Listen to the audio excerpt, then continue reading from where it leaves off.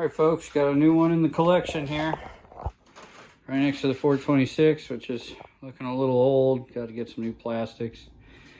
But got my 2015 FT09 or FZ, correction, MT, FZ, whatever the fuck. It's always called something different, it seems. But yeah, it's in fairly decent shape. This was my buddy's bike. It was his first bike, so don't mind the mess there. It all needs to be cleaned up. But yeah, needs a couple things. Gotta get some new tires on it. Definitely gotta put a clutch in there. It still grabs, but you can just tell it's probably needs to be done. It's got some extras here. Got M4 exhaust. So, and got a nice little header there. And nothing too fucking fancy. It's got some dings on it.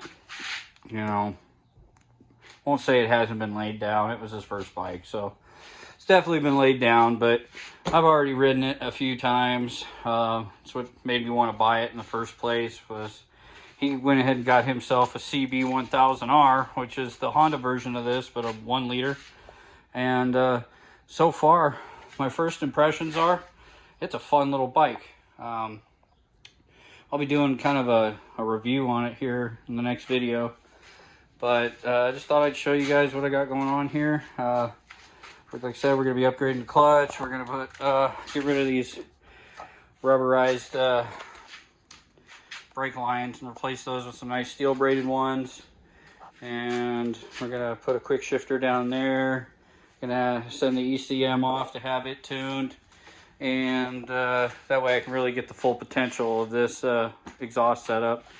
And new airbox. But other than that, it's pretty fucking basic shit. This thing rips. Does have quite a bit of miles though. It's got 53,000 miles on it, which some people would say that's a lot for a motorcycle.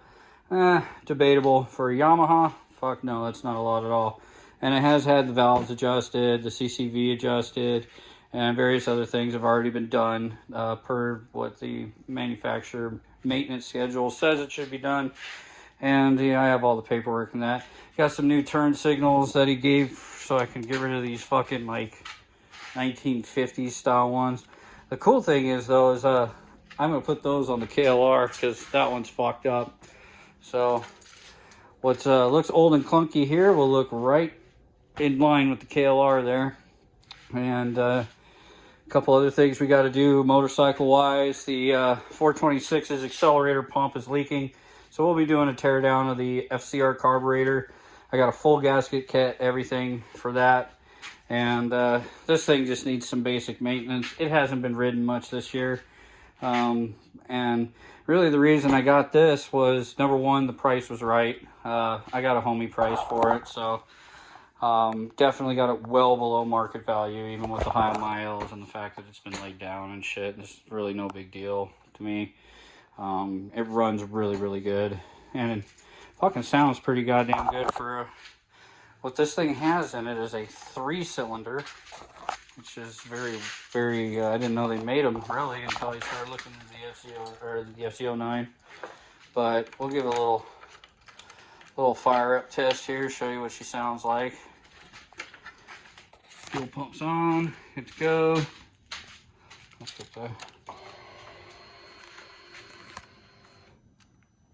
Oh, I'm not neutral. Stand by. Huh. Typical Yamaha. Neutral is like very difficult to find.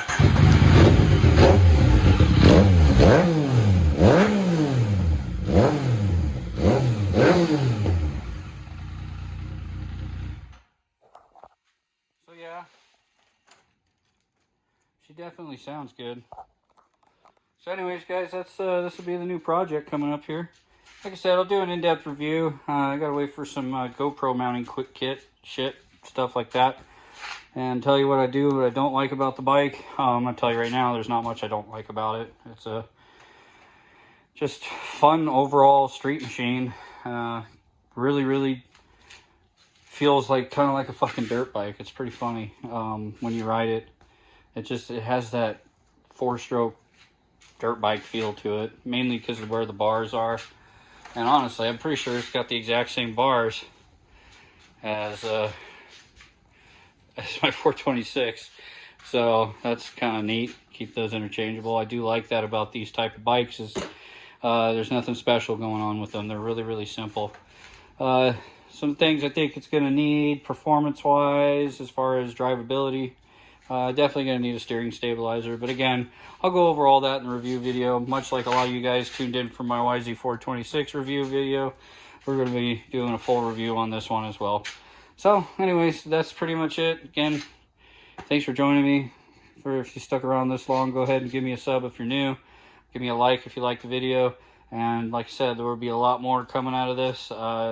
It's just another Yamaha in the garage full of bikes here. We got a couple Hondas, of course. Kawasaki's, 2 of them. But I just can't stop it, man. Well, this has more purpose. I mean, the fuel prices are what they are. This thing gets like 55, 60 miles to the gallon. Can't really beat that. And when I'm not driving the big truck, I'll be using this for pretty much a commuter. So I'm either going to have a lot of fun or I'm going to get killed by somebody on the road. Who knows? But hopefully that's not some kind of premonition. I try to keep vigilant and stay in front of everybody as much as possible. But anyways, folks, again, like, share, subscribe. See ya. Thanks for joining me.